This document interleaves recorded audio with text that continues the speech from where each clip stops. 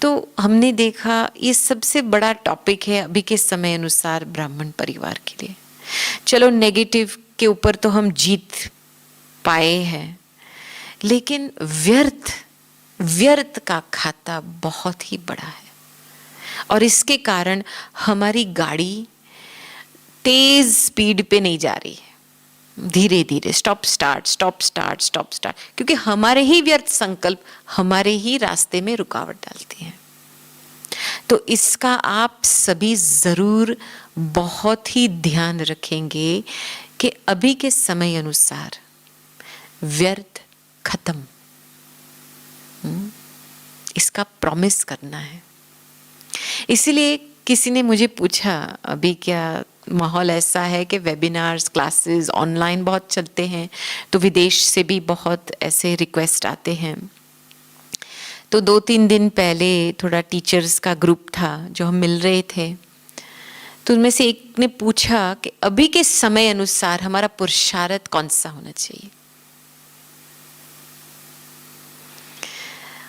और मैंने बोला एक शब्द में, निरसंकल्प अवस्था।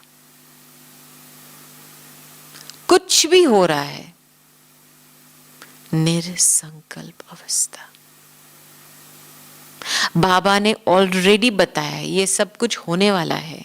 ये जो वायरस की बीमारी चल रही है, मैस स्केल में कर्म बंधन चुकतू हो रहे हैं।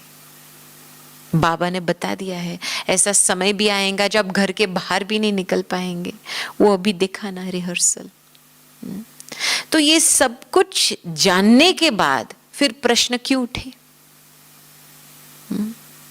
कुछ मोह, ममता, अभिमान होगा तभी प्रश्न उठेगा ना। कुछ अंदर से रेजिस्टेंस होगा कि मैं ये ड्रामा को सीन एक्सेप्ट नहीं कर पा रही हूं, इसीलिए प्रश्न उठता है ना।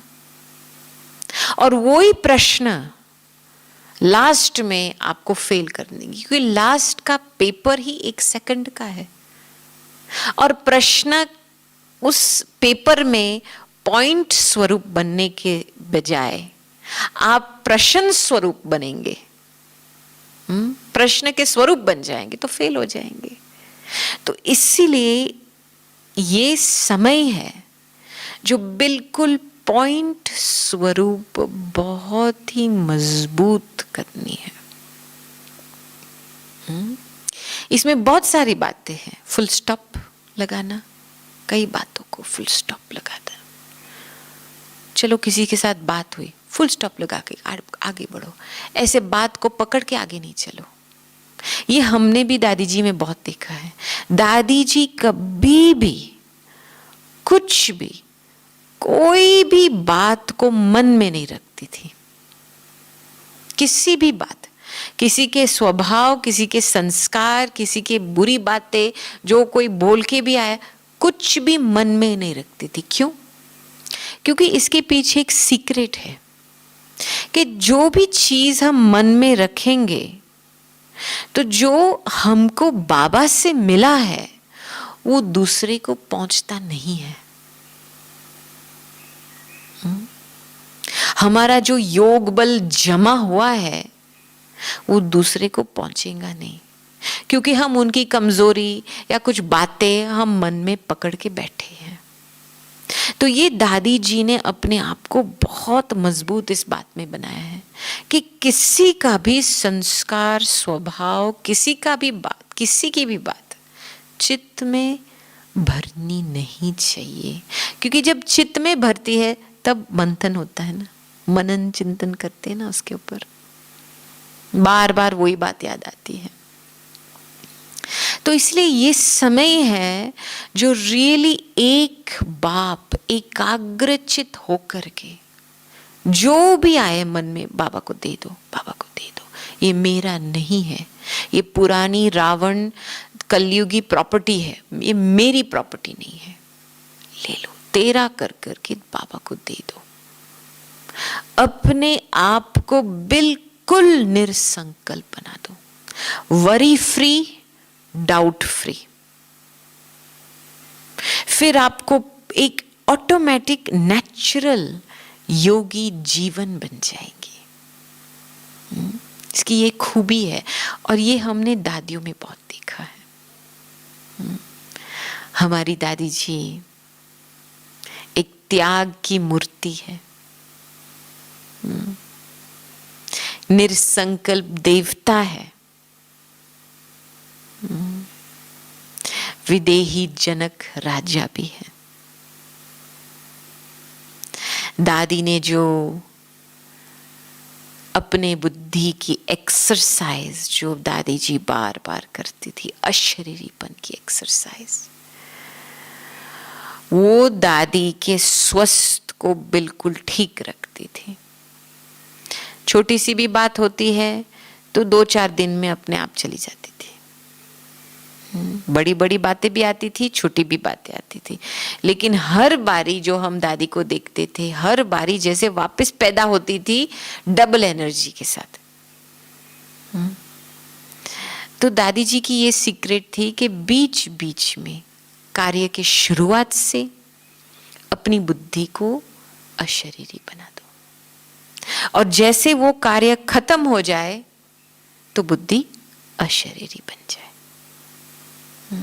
तो ऐसे दादी जी ने अपनी बुद्धि को बहुत ही फ्री रखा था, बहुत फ्री रखा था।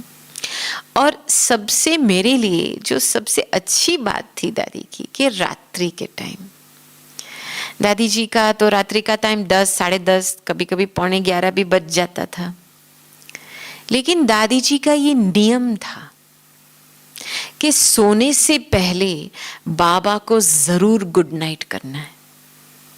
ये कभी दादी मिस नहीं करती थी, लास्ट तक। बाबा के सामने जाती थी, और जैसे बिल्कुल एक छोटा बच्चा होता है ना, बाप को सब कुछ दे देता है, ऐसे लगता था कि बाबा दादी जी से सब कुछ ले रहा है, और बिल्कुल बेफिक्र बादशाह निरसंकल्प होकर के दादी जी सो जाते थे। वो फीलिंग इतनी अच्छी फीलिंग थी उस समय। ये देखो, छोटे छोटे हमारे टाइम टेबल में ये छोटे छोटे नियम होते हैं। आप दिन की शुरुआत कैसे करते हो? आपको पता है ना कि साइंस के हिसाब से, साइंस ने हमको खुद बताया है कि जैसे आप दिन की शुरुआत करो, आंखें आपकी खुलती है, तो पहले 10 मिनट में जो भी मन की भावनाएं होती है, जो भी संकल्प उत्पन्न होते हैं, वो पूरा आपका मूड का सेटिंग बनता है। इसलिए हमारे ब्राह्मण जीवन के लिए टाइम टेबल बना हुआ है। जैसे मैं आंख खोलूं तो मैं आत्मा में, परम धाम निवासी आत्मा, इस शरीर में अवतरण करती हूँ। मैं एक अविनाशी आत्मा। ऐसी भावनाएं, श्रेष्ठ भावनाएं से उठो सवेरे, फिर आपकी पूरी मूड ऐसे बनी रहेंगी सारे दिन में। और आपको पता है, सारा आधार मूड पे होता है, पूरा आधार मूड पे होता है। जैसा आपका मूड, वैसी आपकी दृष्टिकोण होंगी सारे दिन में। जब भी आप उठते हो, थोड़ा सा भी खराब मूड होता है तो क्या होता है? सब कुछ खराब लगता है। चलो बाहर अच्छा धूप भी है, सब कुछ अच्छा भी है, नेचर भी है, लेकिन आपको वो अच्छा ही नहीं दिखाई देंगी। मूड खराब होगा तो छोटी छोटी बातें बुरी लगेंगी। और जब भी ऐसा दिन होगा जो आप इतने अच्छे मूड में आप जागेंगे, तो बाहर धूप ना हो, बारिश हो, कुछ भी हो, तूफान हो, तो भी आप खुशी खुशी से सारा दिन आपका बीतेगा। तो मूड एक बहुत पावरफुल चीज है, हमारे संकल्प और भावना से पैदा होती है। इसीलिए आप जैसे दिन की शुरुआत करो तो अपने आप को एक विशेष ब्राह्मण हो, मैं एक विशेष ब्राह्मण आत्मा हूं, खुद की विशेषता को महसूस करो। आप एक साधारण व्यक्ति नहीं हो, साधारण व्यक्ति क्या करता है? सुबह सुबह उठता है और जैसे उठता है अपना मोबाइल फोन हाथ में, जड़ चीज हाथ में, और उसके साथ बातचीत करते हैं। तो गुड मॉर्निंग आत्मा, गुड मॉर्निंग बाबा गया और गुड मॉर्निंग मोबाइल फोन आ गया।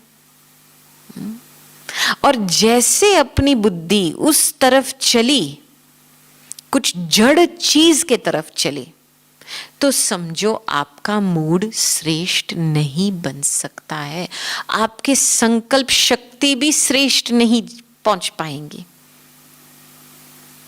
इसीलिए सवेरे का टाइम बहुत ध्यान रखना है।